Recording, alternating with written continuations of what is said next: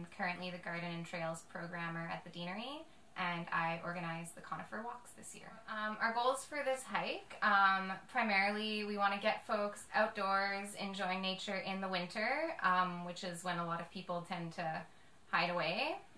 We chose to focus on the conifers because they are the plants that shine at this time of year, and also on local native species, because conifers are a huge part of our native forest, and kind of during the summer a lot of focus is moving on to, like, you know, the vegetables and flowers, which is all well and good, but it's important for people to connect with our local species that kind of make up the history of this place. Right. My name's Jim Turner, and I've been involved with the Deanery since it began.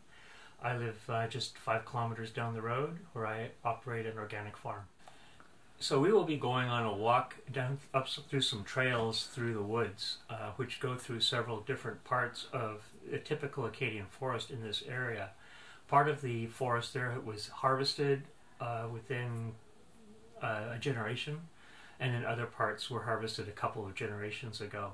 So along this hike we get to see examples of various native trees in different states of their development, and in different states of the natural land trying to reforest itself.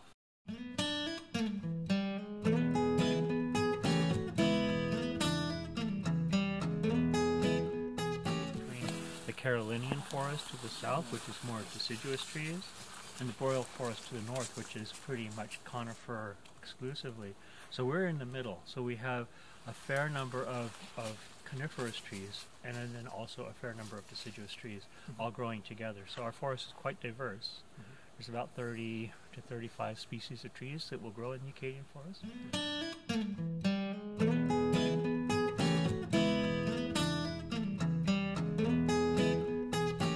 Balsam fir, like to begin with the needles, is one of the giveaway signs. Is you'll notice, like this here is a balsam, and the needles grow kind of like on a horizontal axis on the twig.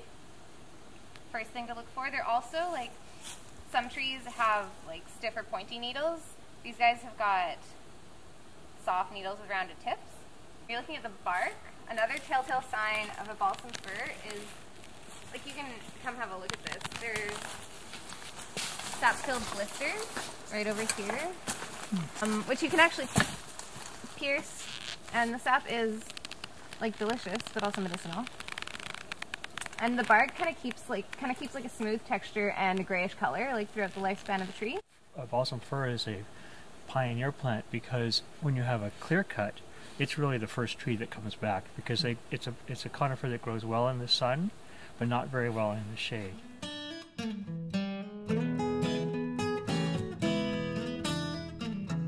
So the needles are a good indication that we've got some pine, because pine needles, like, remember what we were just looking at, pine needles are generally really long and narrow like this, and obviously litter the forest floor. In the case of the white pines, we get 5 needles to a bundle.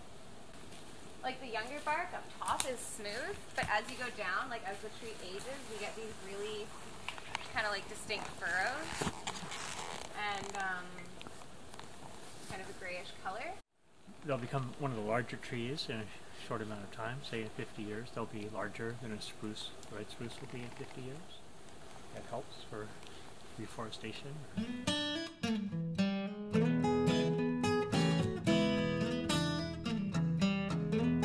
this is a tamarack, and as we were mentioning at the beginning, this is our conifer tree that does not keep its needles all year long. It's really distinctive in the fall. They turn like a beautiful bright yellow, and they really pop out of the forest. And so when they don't have their needles and they kind of look like a dead tree, there is a dead giveaway that you find their needles on the ground.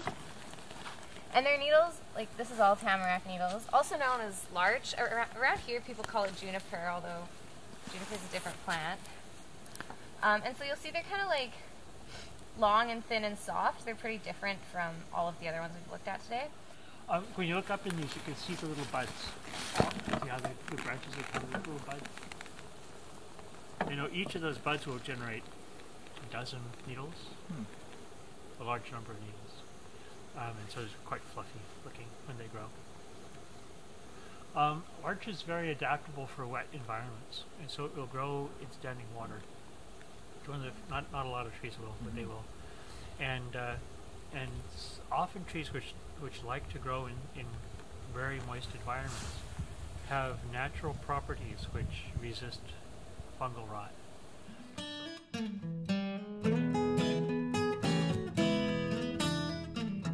So here we've got a red spruce. To tell a spruce from a fir, the main thing you're looking for is spruce have prickly needles, whereas fir have soft needles with a rounded tip. Spruce have got a pointed tip. If you grab them, they're prickly. The twigs and the bark kind of get a distinctive red color, hence the name.